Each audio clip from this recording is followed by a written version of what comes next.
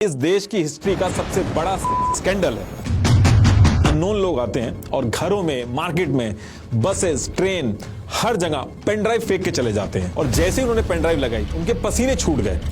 उस pen drive के अंदर कई सारी फुटेज ऐसी थी जहां पे लड़कियां गिड़गिड़ा रही थी, चिल्ला रही थी, उनको छोड़ दिया जाए। लेकिन वीडियो में जो प्रज्वल था वो एक साइकोपैथ की तरह हंस रहा था। 60 से 65 साल की महिला चिल्ला रही थी और ये उसके साथ जबरदस्ती कर रहा था। अब जैसे ही प्रज्वल रवन्ना 27 को जर्मनी भाग जाता है, इसके नेक्स्ट डे एक नई चीज सामने आ जाती है। प्रज्वल रवन्ना जब घर आता था तो सारी की सारी फीमेल मेट जो थी वो डर जाती थी। इन वीडियोस को पब्लिक करने की जो टाइमिंग थी वो इलेक्शन के पास रखी गई थी। देखिए, जो नेता हैं ये इलेक्शन के टाइम पे एफिडेविट सबमिट करते हैं और ऐसे ही 4763 इलेक्शंस के जो एफिडेविट्स थे उनको एडीआर, जो कि एक नॉन प्रॉफिट ऑर्गेनाइजेशन है, इसने इनको एनालाइज किया और 2023 में एक रिपोर्ट पब्लिश की जिसमें 134 सिटिंग एमपीज और एमएलएज ऐसे निकले जिनके डिक्लेरेशन में क्राइम अगेंस्ट वुमेन के केसेस थे। और सारी बड़ी बड़ी पॉलिटिकल पार्टीज ने इनको टिकट दे रखे थे। पॉलिटिकल पार्टीज को बहुत अच्छे से पता होता है कि इनके ऊपर कौन कौन से चार्जेस हैं और इन्होंने क्या क्या कर रखा है, लेकिन उसके बाद भी इनको टिकट मिलता है और फिर इन्हीं के साथ मिलकर औरतों से वोट भी मांगे जाते हैं। अब ये डिटेल मैं आपको इसलिए बता रहा हूं क्योंकि कर्नाटका में इसी 26 अप्रैल को एक सिटिंग एमपी देश की हिस्ट्री का सबसे बड़ा स्कैंडल करके पहले तो दोबारा से एमपी बनने के लिए खड़ा होता है, फिर इलेक्शन की कैंपेनिंग करके वोट मांगता है और फिर जब ये स्कैंडल की बात बाहर आती है तो जर्मनी भाग जाता है। और एक नहीं, दो नहीं, तीन नहीं, बल्कि 2976 लगभग 3000 औरतों के साथ जबरदस्ती करके उनकी वीडियो बनाने की बात बाहर आ रही है। तो एक्चुअल में इस इलेक्शन के सेकंड फेज में कर्नाटका के अंदर हुआ क्या, वो सारी डिटेल्स आपके सामने रखता हूं। प्रज्वल रवन्ना अब तक का इस देश का सबसे बड़ा scandal. Immediate arrest of Prajwal Ravanna we want. has been accused of assault. तो देखिए, ये तो आपको पता ही है कि इलेक्शन के जो फर्स्ट और सेकंड फेज है वो हो गए हैं और बाकी जगह इलेक्शन अभी होने हैं। और कर्नाटका जो है वहां पे 28 कॉन्स्टिट्यूएंसी है जहां पे इलेक्शंस होने हैं।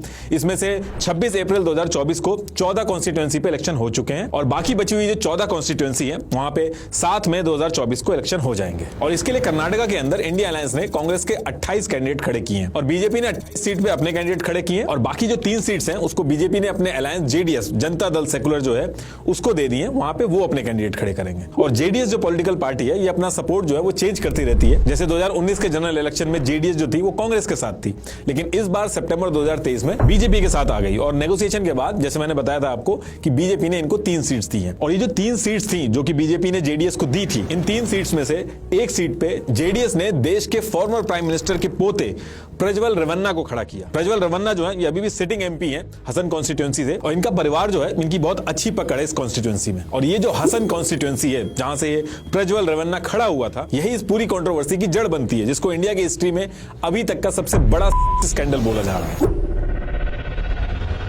तो देखिए, हुआ क्या था कि 26 अप्रैल 2024 को कर्नाटका की 24 सीट पे इलेक्शन होने थे और इलेक्शन होने में सिर्फ 5 दिन बचे हुए थे और चारों तरफ हर एक पार्टी जो थी वो अपनी इलेक्शन की कैंपेनिंग कर रही थी। अब इसके बाद डेट आती है 20 अप्रैल 2024। अब इस दिन होता क्या है कि जो हसन कॉन्स्टिट्यूएंसी थी जहां से प्रज्वल रवन्ना खड़ा था, यहां पे कुछ अननोन लोग आते हैं और घरों में, मार्केट में, बसेस, ट्रेन, हर जगह पेन ड्राइव फेंक के चले जाते हैं। अब शुरू में तो लोग कंफ्यूज थे कि ये पेन ड्राइव में है क्या, क्योंकि हर जगह पे पेन ड्राइव पड़ी हुई मिल रही थी। और फिर इसके कुछ टाइम बाद कुछ लोगों ने पेन ड्राइव को लगा के देखा और जैसे ही उन्होंने पेन ड्राइव लगाई, उनके पसीने छूट गए। उस पेन ड्राइव के अंदर 2976 वीडियोस थी जिसमें उनके एरिया के सांसद प्रज्वल रवन्ना जो थे वो खुद उस वीडियो में दिख रहे थे और उस वीडियो के अंदर वो खुद ही उसको शूट कर रहे थे। औरतों और लड़कियों के साथ जबरदस्ती और करते हुए दिख रहे थे। कई सारी फुटेज ऐसी थी जहां पे लड़कियां गिड़गिड़ा रही थी, चिल्ला रही थी, उनको छोड़ दिया जाए। लेकिन वीडियो में जो प्रज्वल था वो एक साइकोपैथ की तरह हंस रहा था। एक वीडियो देख के तो लोगों को और ज्यादा गुस्सा आया जिसमें 60 से 65 साल की महिला चिल्ला रही थी और ये उसके साथ जबरदस्ती कर रहा था। ये जितनी भी वीडियो थी 2000 से ऊपर, ये आधे से ज्यादा वीडियो उसने खुद शूट की थी और कुछ में ये किसी और से शूट करवा रहा था। ये लगभग जो 3000 के करीब वीडियो थी, हर वीडियो में एक अलग महिला थी और उसका चेहरा तक दिख रहा था। यानी कि उस पर्टिकुलर टाइम पे तो जो लड़कियों ने सहा ही सहा, अब मार्केट में उनका फेस तक रिवील कर दिया गया था, जिसमें इनकी पार्टी की फीमेल वर्कर्स, ग्राम पंचायत की member, government officials, police officers, in fact घर की मेड तक थी। अब जैसे इस पूरे एरिया में हल्ला स्टार्ट होता है, प्रज्वल के जो कार्यकर्ता थे सीधे पुलिस स्टेशन पहुंचते हैं और उल्टा कंप्लेन करते हैं कि इलेक्शन के टाइम पे उनके लीडर की छवि खराब करी जा रही है और एआई की मदद से ये डीप फेक वगैरह यूज करके उनकी वीडियोस बना के शेयर करी जा रही हैं। और ये सारी वीडियोस पेनड्राइव में जो आई थी सोशल मीडिया के ऊपर भी शेयर हो गई थी। शुरू के कुछ घंटे तो यही बात चली कि ये डीप फेक वीडियोस हैं, लेकिन फिर लोगों ने देखा कि प्रज्वल के घर के अंदर जो स्टोर था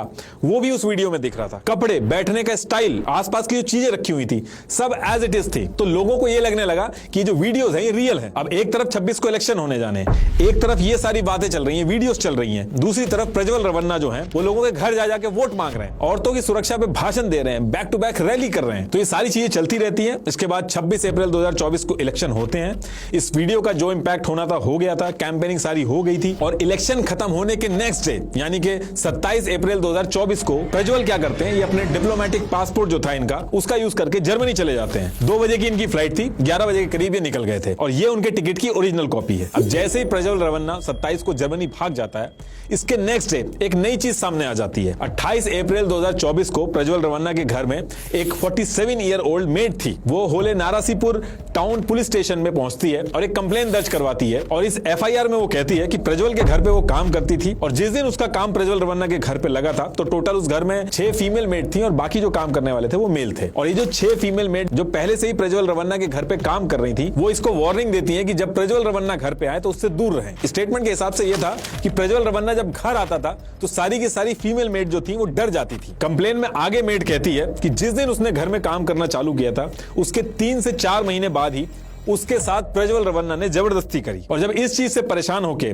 उसने प्रज्वल के फादर एसडी रवन्ना के पास कंप्लेन की, उसके पास गई और उसको सारी चीजें बताई, तो उसके फादर ने उसकी हेल्प करने की बजाय उल्टा उसके साथ जबरदस्ती करना स्टार्ट कर दिया। तो इसलिए एफआईआर के अंदर बाप और बेटे दोनों के नाम लिखवाए इस मेड ने। और इस कंप्लेन में आगे ये भी बोलती है वो कि वो चुपचाप कई दिनों तक ये चीजें सहती रही क्योंकि उसको जान का डर था। और एक दिन किसी काम से उसकी बेटी प्रज्वल के घर आई तो प्रज्वल ने उसका भी नंबर लेके वीडियो कॉल करना उसको स्टार्ट कर दिया और यही वो टाइम था जब उसकी लड़की को परेशान करने लगा तो मेड ने वहां पे काम करना छोड़ दिया और जो उसकी लड़की का मोबाइल था उससे ब्लॉक करवा दिया। इस कंप्लेन में पुलिस ने और बाकी लोगों ने यह भी पूछा कि इस समय आप क्यों कंप्लेन करने आई हैं, तो उसने कहा कि जैसे ये वीडियो वाली सारी खबरें सामने आई तो मेरे अंदर भी हिम्मत आ गई और मैं आके कंप्लेन कर दी। और फिर इस कंप्लेन के साथ ही प्रज्वल रवन्ना और उसके फादर के ऊपर under IPC section 354A, 354D, 506, 509 के तहत एफआईआर दर्ज हो जाती है। अब इसके बाद क्या होता है कि सेम वीक में कर्नाटका की वुमेन कमिश्नर चीफ नागालक्ष्मी चौधरी, इनके पास भी ये पेन ड्राइव पहुंचती है। उन्होंने अपने ऑफिशियल स्टेटमेंट में ये कहा है कि मैंने वीडियो देखी है लेकिन पूरी देखने की हिम्मत नहीं जुटा पाई।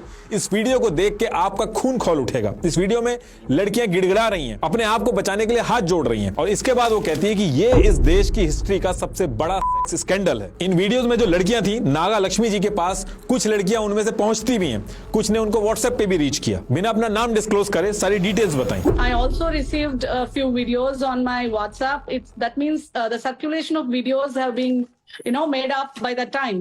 And then when I went through all that, then I felt I was very sensitive about those victims who are there in those videos. और ये सारी चीजें सुनने के बाद और सारी डिटेल समझने के बाद इन्होंने कर्नाटका के सीएम और होम मिनिस्टर को एक लेटर लिखा कि इस केस में कार्रवाई होना बहुत ही जरूरी है। और इस लेटर के बाद अलग से एक एसआईटी बनाई जाती है जिसका सिर्फ और सिर्फ यही काम था कि इस पूरे मैटर की जांच करे। ये जो एसआईटी बनाई थी इसमें 18 सीनियर पुलिस ऑफिसर्स को रखा गया, जिसको additional director general of police and chief of CID Vijay Kumar Singh head कर रहे थे। और इनके साथ साथ 2 सीनियर वुमेन आईपीएस ऑफिसर्स भी रखी गई, सुमन और सीमा लतकर जी। ये जो टीम बनाई गई थी इसको 3 पार्ट में डिवाइड करके काम स्टार्ट कर दिया गया था, जिसमें एक टीम का काम था कि जितने भी विक्टिम्स हैं उनके कन्फेशन रिकॉर्ड करेगी, दूसरी टीम का ये काम था कि वीडियो की लैब टेस्टिंग वगैरह कराएगी, आईपी ट्रेस करेगी, और तीसरी टीम जो होगी वो जितने भी आरोपी हैं उनकी जांच करेगी, जो भी विक्टिम्स हैं उनको भी रीच आउट करके सारा मामला जानने की कोशिश करेगी। लेकिन कहानी यहां पे भी खत्म नहीं होती है। इनफैक्ट यहां से एक नई कहानी स्टार्ट हो जाती है, क्योंकि ये जो वीडियोस थी ये पुरानी थी, 4-5 साल पुरानी थी, लेकिन इसको संभाल के रखा गया था। एक स्पेसिफिक टाइम पे पब्लिक किया गया इसको। इन वीडियोस को पब्लिक करने की जो टाइमिंग थी वो इलेक्शन के पास रखी गई और इसी चीज को लेकर पॉलिटिक्स स्टार्ट हुई। और जो कहानी बाहर आई वो भी बहुत यूनिक है। एक्चुअली प्रज्वल रवन्ना की जो फैमिली थी उसमें एक कार्तिक नाम का ड्राइवर था। ये इनकी फैमिली का बहुत ही ट्रस्टेड आदमी था। 15 साल से भी ज्यादा से इस फैमिली के साथ ये काम कर रहा था। पहले प्रज्वल के जो पिताजी थे उनके साथ ये काम करता था और फिर आगे चल के प्रज्वल रवन्ना के साथ जाके जुड़ गया था। प्रज्वल रवन्ना की हर एक चीज इसको पता रहती थी। कहा जाता है कि इतना ट्रस्टेड ट्रस्टी आदमी था कि जो बेनामी जमीन वगैरह होती थी वो तक इसके नाम कर दी गई थी और जरूरत पड़ने पे इससे वापस ले ली जाती थी। और ऐसे ही साल 2022 में इस ड्राइवर के नाम होलेनारसीपुरा में 16 एकड़ जमीन जो थी वो इसके नाम कर दी गई थी। और ड्राइवर का कहना है कि सारे पेपर इसके पास है, ये जमीन इसकी है, लेकिन जो लोग जानते हैं उनका कहना है कि जो रेवन्ना फैमिली है उन्होंने इसको ये जमीन दी होगी और बाद में जब ये वापस मांग रहे होंगे तो ये इशू कर रहा होगा। तो यही जो 16 एकड़ जमीन थी ये इस पूरी कंट्रोवर्सी की जड़ बनती है। तो अब होता क्या है कि रेवन्ना फैमिली जो है इस ड्राइवर कार्तिक से इस जमीन को बेच के पैसे वापस मांगती है और ड्राइवर शुरू में तो कई दिन तक घुमाता है और उसके बाद जब बात हद से आगे बढ़ जाती है तो मार्च 2023 में नौकरी छोड़ देता है। इसके बाद भी इसको कई बार धमकी वगैरह मिलती है,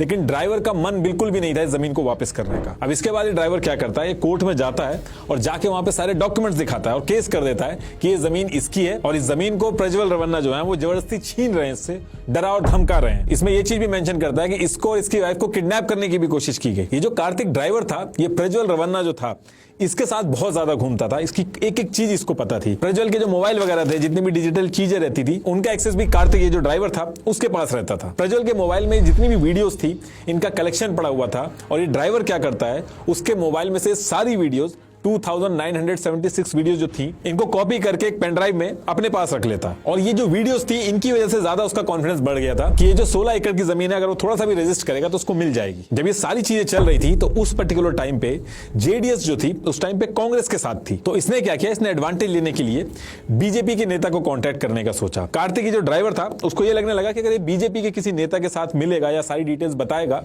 तो इसको फायदा होगा, वो उसकी मदद करेंगे। तो इसी कॉन्स्टिट्यूएंसी के अंदर ऐसे एक नेता है बीजेपी के, देवराजा गौड़ा। ये नेता भी हैं बीजेपी के और लॉयर भी हैं। इन्होंने पहले प्रज्वल के खिलाफ चुनाव भी लड़े थे बीजेपी की तरफ से, लेकिन हार गए थे। ऐसे एक नेता और था ए मंजू, उसने भी प्रज्वल रवन्ना के ऊपर केस कर दिया था कि प्रज्वल ने जो इलेक्शन के टाइम पे एफिडेविट डिक्लेयर किया है उसमें जो डिक्लेरेशन किया है सारी संपत्ति वगैरह का वो गलत किया है। तो कोर्ट ने इसके ऊपर स्टे लगा दिया था, लेकिन ज्यादा कुछ हो नहीं पाया था। प्रज्वल जो था वो बड़ी आसानी से इस केस से बच गया था। इनफैक्ट दोबारा भी एमपी के लिए खड़ा हो रहा था वो। तो ए मंजू और देवराजे गौड़ा ये दो नेता थे जिनको ये रीच आउट करने की कोशिश कर रहा था। तो ए मंजू ने तो आगे चल के जेडीएस ज्वाइन कर ली थी। तो ड्राइवर के पास एक ही ऑप्शन बचा था, बीजेपी के नेता देवराजे गौड़ा। तो ये जो ड्राइवर था इनको रीच आउट करता है, इनसे मदद मांगता है और ये जो देवराजे थे ये इसका केस भी लड़ते हैं। तो इसी पर्टिकुलर टाइम पे जब देवराजे जो थे वो इसकी मदद कर रहे थे ड्राइवर की, तो एक दिन ड्राइवर जो है वो इन सारी वीडियोस और फोटोज के बारे में बताता है कि उसके पास इस तरीके की वीडियोस हैं और एक पेन ड्राइव में उसने रखी हुई है। तो इधर ये सारी चीजें ड्राइवर कर रहा था। दूसरी तरफ प्रज्वल रवन्ना जो थे उनको पता चल गया था कि ड्राइवर जो है वो बीजेपी नेता देवराजे के साथ मिलके केस भी लड़ रहा है और उनको ये भी पता चल गया था कि जो पेन ड्राइव है वीडियोस वाली वो ये बीजेपी के नेता जो देवराजे हैं इनको दे रहा है। अब जैसे ये चीज पता चलती है, प्रज्वल रवन्ना क्या करता है, वो 1 जून 2023 को कोर्ट में पहुंच जाता है और कहता है कि उसके कुछ एडिटेड वीडियो हैं एक प्लानिंग के तहत अपने पॉलिटिकल मोटिव्स को पूरा करने के लिए ये बाहर लाई जा रही हैं, इसको यूज करके आगे चल के उनको बदनाम किया जाएगा। अब इन सारी चीजों को लेकर जो केस किया गया था किसी आम आदमी ने तो किया नहीं था। नेक्स्ट डे यानी कि 2 जून 2023 को ही कोर्ट 86 मीडिया एंटिटीज और 3 इंडिविजुअल्स जिसमें से एक ड्राइवर भी था इनके ऊपर स्टे लगा देती है कि इस वीडियो से रिलेटेड कोई भी चीज बाहर नहीं आ सकती, ना तो कोई न्यूज में इसके बारे में पब्लिश कर सकता है, ना ही वो किसी को शेयर कर सकता है। अब यहां से क्या हुआ कि सबके हाथ बंद गए थे, पता हर एक पार्टी को था, हर एक न्यूज मीडिया आउटलेट को था, लेकिन कोई भी शेयर नहीं कर पा रहा था। अंदर अंदर बातें चल रही थी और जो वीडियोस की पेन ड्राइव थी वो उस पर्टिकुलर टाइम तक ड्राइवर ने किसी को भी नहीं दी थी, सिर्फ अपने पास रखी थी। अब इसके बाद क्या होता है कि देवराजे गौड़ा जो थे वो ड्राइवर से कहते हैं कि आपके पास ये जो पेन ड्राइव है ये मेरे को आप दे दो, इसको हम कोर्ट में सबमिट करके जज साहब को दिखाएंगे तो शायद हमें जरूर कुछ ना कुछ रिलीफ मिलेगा और ये भी हो सकता है कि स्टे ऑर्डर भी हट जाएगा। तो ये चीज कहने के बाद वो ड्राइवर से एक लीगल डॉक्यूमेंट पे साइन कराते हैं और जो पेन ड्राइव थी वो उससे ले लेते हैं। ये सारी चीजें जो बता रहा हूं मैं, ये ड्राइवर ने एक अननोन लोकेशन से वीडियो भी शेयर की है, उसमें एक एक चीज बताई है, तो मैं एज इट इज उसको बता रहा हूं। अब इसके बाद ये सारी चीजें कई दिन तक चलती रहती हैं। उसके बाद ये जो पेन ड्राइव थी वो देवराजे के पास भी आ चुकी थी। लेकिन इसके बाद क्या होता है कि सितंबर 2023 में पता चलता है कि जेडीएस जो है वो कांग्रेस का हाथ छोड़ के बीजेपी के साथ आ गई और सीट शेयरिंग में पता चलता है कि 3 में से 1 सीट पे प्रज्वल रवन्ना को खुद खड़ा किया जा रहा है। अब ये सारी चीजें देख के देवराजे गौड़ा और ड्राइवर जो थे उन दोनों का दिमाग खराब होता है। देवराजे गौड़ा ड्राइवर को समझाते हैं कि कोर्ट से जस्टिस नहीं मिल रहा है तो जस्टिस हमें दूसरे तरीके से लेना पड़ेगा। प्रज्वल को ये जो सीट मिली है उसको हम कैंसिल करवा देंगे और इसके लिए ड्राइवर भी जो था वो इस चीज के लिए एग्री कर जाता है। और फिर 8 दिसंबर 2023 को देवराजे कर्नाटका के बीजेपी प्रेसिडेंट विजेंद्र येदुरप्पा इनको ये लेटर लिखते हैं। ये उस लेटर की कॉपी है। इसमें लिखते हैं कि बीजेपी के जो एनडीए अलायंस है, इसमें ये जो प्रज्वल रवन्ना कैंडिडेट है, इसके बहुत सारे वीडियो बने हैं और ये बहुत ही गलत मूव होगा अगर बीजेपी जेडीएस से बात करके इसको खड़ा होने से रोकती नहीं है। इसमें ये भी कहते हैं कि कांग्रेस के पास ये वीडियो की जो पेन ड्राइव है वो पहुंच चुकी है और इलेक्शन के टाइम पे ये बीजेपी और जेडीएस के खिलाफ एक ब्रह्मास्त्र की तरह यूज करेंगे और इससे बीजेपी की इमेज बहुत ज्यादा खराब होगी। अब इसके कुछ दिन तक कोई खबर नहीं आती है। फिर अचानक से जनवरी 2024 में देवराजे गौड़ा एक कॉन्फ्रेंस करते हैं और प्रेस कॉन्फ्रेंस में कहते हैं कि उनके पास कुछ ऐसी चीजें हैं जिससे वो रेवन्ना फैमिली की रासलीला जो है वो लोगों के सामने ले आएंगे। अब ये जो प्रेस कॉन्फ्रेंस की थी, ड्राइवर ने जो वीडियो में बोला, ड्राइवर का कहना था कि इस प्रेस कॉन्फ्रेंस के बाद उन्होंने इसका फोन उठाना बंद कर दिया और ड्राइवर उससे खुश भी नहीं था। तो इस इंसिडेंट के बाद फिर चुनाव की डेट आती है। फिर 5 दिन पहले ही अननोन लोग आके पेन ड्राइव वगैरह फेंक देते हैं। अब जब ये सारी चीजें फैल जाती हैं, इलेक्शन हो जाता है, तो सबसे पहले ड्राइवर पे बात आती है कि इसी ने लीक की होगी क्योंकि इसी के पास थी। लेकिन ड्राइवर साफ मना कर देता है। उसने कहा कि मैंने ये जो पेन ड्राइव है सिर्फ देवराज गौड़ा जो है उसको दी थी, वो भी कोर्ट में जमा करने के लिए दी थी, इसके अलावा मैंने किसी को भी नहीं दी थी। और जब देवराजे गौड़ा से पूछा जाता तो वो कहते हैं कि इस पेन ड्राइव के लीक होने से सबसे ज्यादा नुकसान मेरा है क्योंकि मेरी पार्टी को नुकसान हुआ है, तो मैं जो हूं वो सबसे लास्ट पर्सन हूंगा इस पेन ड्राइव को लीक करने के लिए। और उन्होंने कहा ऐसा नहीं है कि सिर्फ और सिर्फ मेरे पास ही है ये पेन ड्राइव। उन्होंने कहा कि जब ड्राइवर कार्तिक मेरे पास आया था तो मैंने उससे पूछा था कि ये जो पेन ड्राइव आप मुझे दे रहे हो ये और किसी के पास है कि नहीं, तो ड्राइवर ने उनको उस टाइम पे बताया था कि ये पेन ड्राइव उस ड्राइवर ने कांग्रेस के प्रेसिडेंट को भी दी है। लेकिन ड्राइवर इस चीज के लिए पूरी तरीके से मना कर देता है कि कांग्रेस को उसने पेन ड्राइव नहीं दी है। और देवराजे ने यही कहा कि इस पेन ड्राइव को वायरल करा के मुझे कुछ हासिल नहीं होगा, ये वीडियो जिस टाइम पे शेयर की गई है उससे सिर्फ और सिर्फ कांग्रेस को फायदा होगा। अब दूसरी तरफ बीजेपी के ऊपर भी क्वेश्चन उठने लगे कि जब आपके पार्टी मेंबर यानी कि देवराजे गौड़ा जो थे उन्होंने आपको लेटर लिखा था तो आपने कोई एक्शन क्यों नहीं लिया, और ऊपर से प्रज्वल रवन्ना जो है वो भी इलेक्शन के तुरंत बाद भाग गया है। तो बीजेपी ने इस पे कहा कि पहली चीज, जितनी भी वीडियोस बनी है ये कांग्रेस के टाइम पे बनाई गई, इससे हमारा कोई मतलब नहीं है। दूसरी चीज उन्होंने बोली कि हम जेडीएस के साथ मिलकर सीट शेयरिंग जो है उस पर चुनाव लड़ रहे हैं और इसमें हमारा कोई डिसीजन नहीं होता कि जेडीएस किसको टिकट दे रही है उस पर्टिकुलर जगह से। ये पूरी तरीके से जेडीएस का डिसीजन था प्रज्वल रवन्ना को टिकट देने का, और जो सरकार है वो कांग्रेस की है स्टेट के अंदर, तो प्रज्वल रवन्ना जो भागा है उसके जिम्मेदार भी वो कांग्रेस को बताती है। अब इसके कुछ टाइम बाद देवराज गौड़ा हिंदुस्तान टाइम्स को एक इंटरव्यू देते हैं और उसमें बोलते हैं कि ये लेटर मैंने भेजा तो था बीजेपी के प्रेसिडेंट को, लेकिन उनको मिला नहीं था और ना ही उधर से कोई जवाब आया था। ईमेल किया था उन्होंने तो वो ईमेल बाउंस बैक हो गया था और व्हाट्सएप भी किया था उन्होंने, लेकिन उनका कहना था कि शायद बीजेपी के जो प्रेसिडेंट है उनको मिला ही नहीं होगा। हमारा बीजेपी का नेता कौन कौन है वो सब मैं हाईकमांड पर लेटर लिख के भेजा, ये हमारा लेटर वो नहीं पढ़ा, वो लेटर भी नहीं देखा, रेस्पॉन्स भी नहीं आएगा। और दूसरी तरफ कांग्रेस कह रही थी कि बीजेपी को बहुत अच्छी तरीके से पता था प्रज्वल के वीडियोस और पेन ड्राइव के बारे में, और उसके बाद भी बीजेपी ने उसको टिकट दिए जाने से रोका नहीं बल्कि उसको वोट देने के लिए प्रमोट किया। और जेडीएस ने तो सारा का सारा इल्जाम उठा के कांग्रेस के ऊपर लगा दिया। उन्होंने सबसे पहले तो प्रज्वल रवन्ना जो है उसको अपनी पार्टी से हटा दिया। दूसरी चीज जेडीएस ने बोली कि कांग्रेस के deputy chief minister DK Shiva Kumar ने ये सारी की सारी वीडियोस लीक कराई हैं, और वो इसलिए लीक कराई हैं क्योंकि 2 से 3 सीट पे बहुत क्लोज कंपटीशन था, तो उसको जीतने के लिए ये सारी चीजें की गई हैं। अभी करंट सिचुएशन ये है कि प्रज्वल ने ट्वीट किया कि वो भागा नहीं है, जरूरी काम से बाहर गया और वो वापस आ जाएगा। उसके लॉयर ने भी इस चीज पे रिप्लाई किया है। लेकिन इस पूरे पॉलिटिकल ड्रामा में सबसे ज्यादा जो नुकसान हुआ उन लड़कियों का हुआ। उन्होंने जो झेला उस टाइम पे वो तो झेला ही झेला, उसी के साथ साथ इलेक्शन से कुछ ही दिन पहले अपने पॉलिटिकल मोटिव को पूरा करने के लिए इन सारी लड़कियों के चेहरे बाहर आ गए। तो इस पूरी पॉलिटिक्स की जो सबसे बड़ी शिकार और जिनका सबसे ज्यादा नुकसान हुआ है वो ये लड़कियां हैं। बाकी अभी प्रज्वल रवन्ना वापस आएंगे, ये केस चलेगा, केस में टाइम लगेगा, और इन केस अगर वो जीत जाते हैं तो ये भी एक पॉसिबिलिटी हो सकती है कि वो उसी कॉन्स्टिट्यूएंसी से एमपी बने, क्योंकि जब तक केस चलेगा तब तक गिल्टी नहीं माना जाता, और जब तक गिल्टी नहीं है वो तब तक वो एमपी की पोजीशन संभाल सकते हैं। तो एक्चुअल में आगे होगा क्या ये तो टाइम के साथ पता चलेगा। Thank you.